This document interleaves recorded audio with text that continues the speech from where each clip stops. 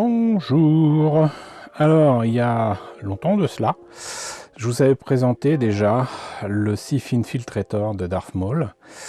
C'était la petite version à la fois donc de Revell, si je me rappelle bien, j'espère que je vous l'ai présenté, mais en tout cas, une chose est sûre, je vous ai présenté une petite version d'AMT ERTL. Et il n'y a pas si longtemps que ça, je vous ai présenté aussi ce Sif Infiltrator de Darth Maul, qui est donc en Easy Kit.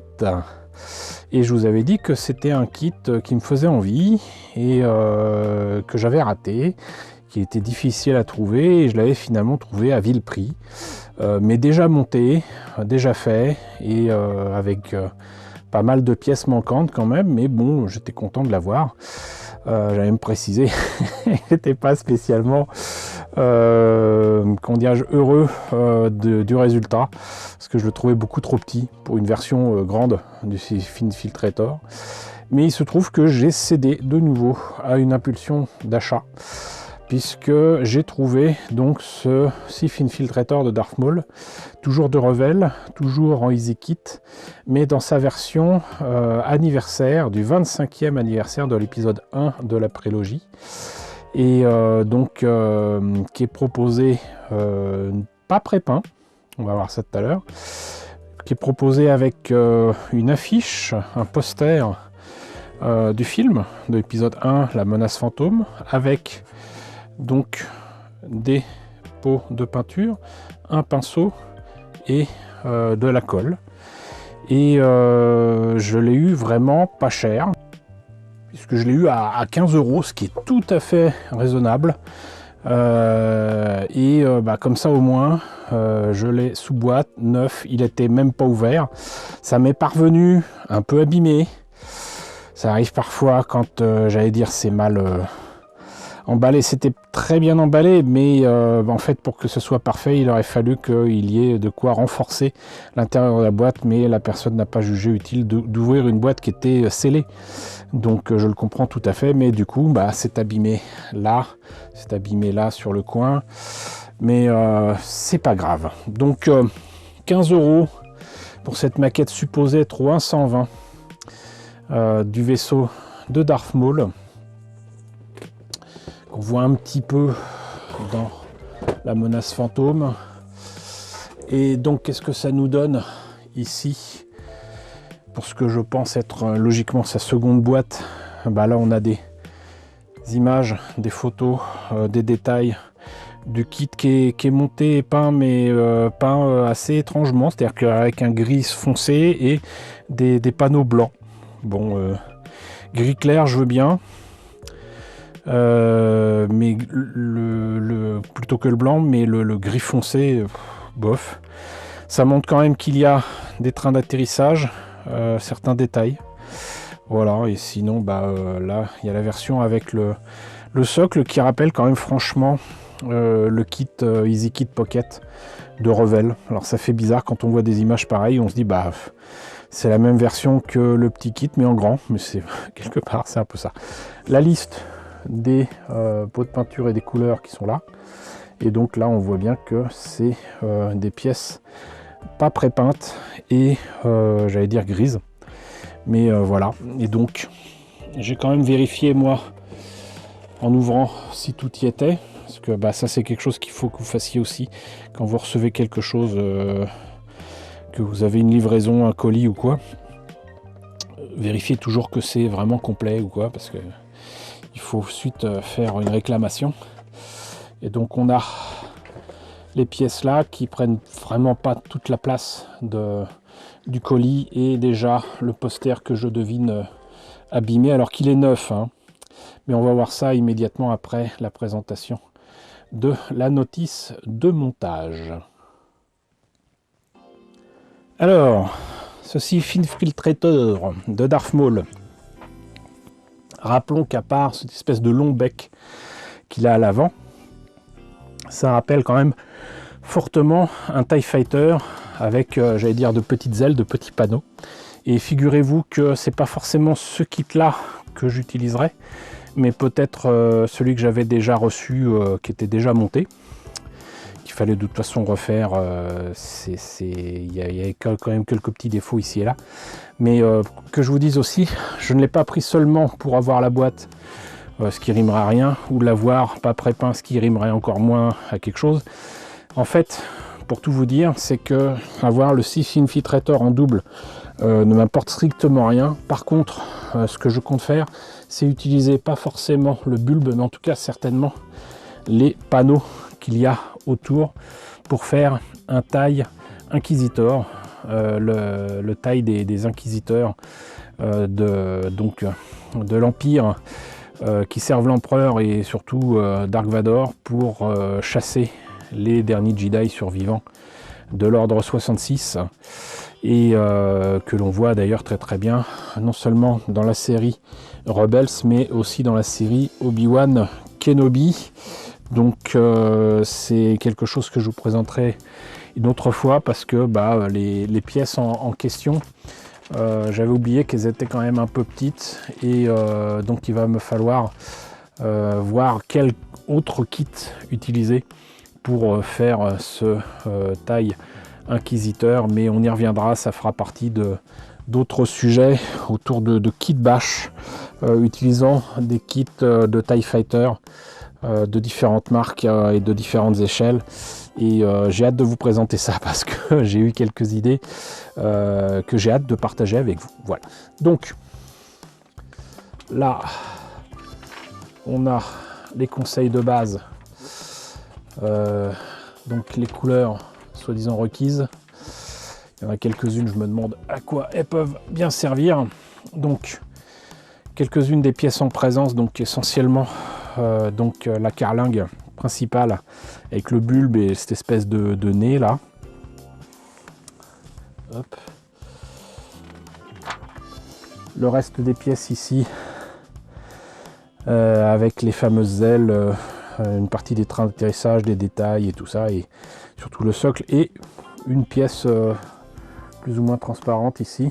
Et là on a un tout petit personnage qui est donc le Darth Maul qu'on peut mettre dans le cockpit. D'ailleurs c'est par ça qu'on commence ici. Et comme je le disais la dernière fois, ce qui est assez étonnant, c'est que non seulement en fait au final on ne voit rien des détails du cockpit, on voit rien des détails du pilote, donc Darth Maul. Une fois que c'est fermé, bonne chance à vous pour voir quoi que ce soit à travers, donc là j'avais parlé de meurtrière, par le peu d'espace qu'il y a ici pour voir à travers la pièce transparente. Même en éclairant, je pense pas qu'on verrait quoi que ce soit. Donc déjà dans le Easy Kit Pocket c'était du temps perdu, mais là sincèrement je vois même pas l'intérêt. Donc on finit avec le bulbe. Ici il y a les instructions pour peindre la coque.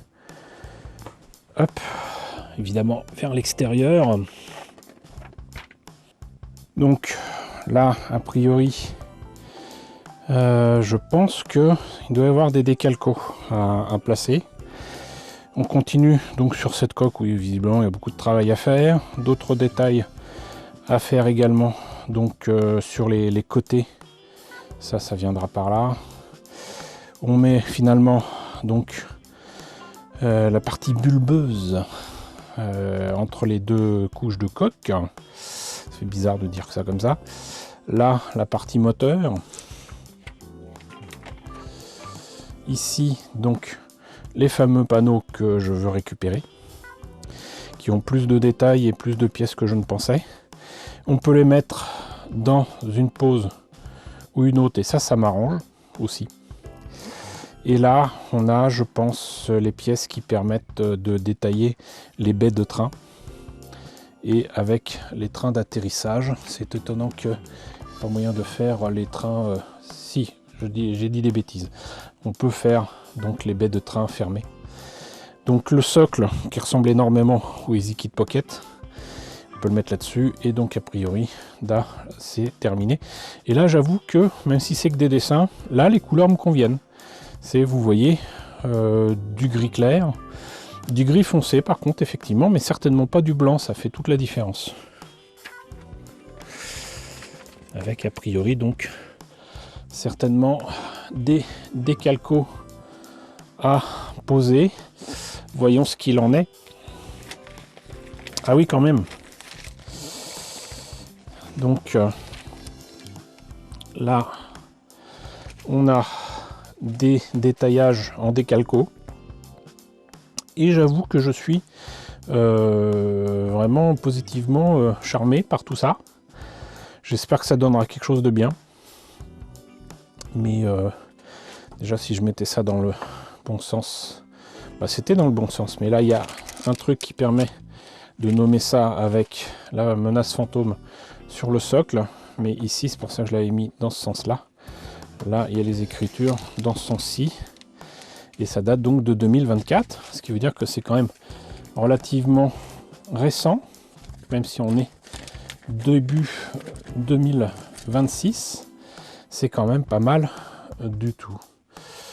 Alors, avant de vous présenter les pièces, donc on a là les pots de peinture. Alors si c'est de l'aquacolor, c'est pas que c'est nul, c'est que c'est pas la meilleure peinture du monde. Là, je le répète, c'est neuf. En plus, ça sort tout seul. On a donc un pinceau Revel tout abîmé parce qu'il a été placé dans un sachet sans protection. Et sinon, de tout ce lot-là, ce qui vaut le mieux, sincèrement, quand vous avez la possibilité d'en acheter dans des lots comme ça de maquettes ou quoi que ce soit, ne refusez pas de prendre cette peinture, cette colle. Ne refusez pas de prendre cette colle. La colle Contacta, même si c'est du Revel, c'est vraiment très très bien. Il y a donc un petit... Il est parti avec, mais vous voyez, là vous avez une aiguille pour faire sortir la colle. Je m'en suis mis plein les doigts. C'est pour justement éviter ça. Et donc c'est vraiment très bien. Et je vais me nettoyer ça avant de vous présenter le reste. Ah oui, on va pas mettre de la colle plein ce joli poster qui, encore une fois, était dans une boîte fermée, scellée. Et vous voyez que, je crois que je l'avais déjà dit dans une précédente vidéo présentant des maquettes Revel, soi-disant de collection et fêtant des anniversaires. Mettre un poster, c'est très bien. La dernière fois, j'en avais eu un qui était plié, je crois. Là, il est, comment dirais-je, mis en rouleau, comme je le préconisais, mais ils ont trouvé le moyen de mettre un élastoc qui l'abîme. C'est bof, voilà. Mais sinon, donc, très belle affiche de la menace fantôme et de... Comment il s'appelle? Drus-Struzan, je sais plus, mais je crains que ce soit malheureusement un artiste qui nous ait quittés en 2025, voilà, et qui était, ma foi, fort talentueux. Bon, on a fait le tour de la notice, des décalcos, des outils, du poster. Maintenant, on va voir les pièces. Alors, ces pièces qui ne sont donc pas pré-peintes, comme je l'ai déjà précisé. La première chose que je remarque, c'est, bon, je continue à appeler ça en anglais, des flashs. En plus de ça, donc il n'y en a pas un petit peu, quoi, il y en a beaucoup. Comme si la maquette et la grappe étaient anciennes. Comme s'ils avaient dû faire ça avec un vieux moule, j'allais dire. Mais bon, sinon, des détails sympathiques. Mais là, je vois déjà, là aussi, de gros défauts ici de structure. C'est-à-dire que ce qu'on a là se ressent ici. Là et là, pareil. Donc, la dernière fois que j'ai vu des problèmes comme ça sur des pièces de maquettes, c'était des maquettes qui étaient très clairement, j'allais dire des recast, mais c'est un peu ça, de kits pirates, quoi. Là, on les voit encore mieux, hein, franchement, ces petits problèmes-là. C'est pas la joie. Sincèrement, c'est pas la joie. Est-ce que c'est la même chose ici sur ces pièces? Bah oui, vous voyez. Là et là.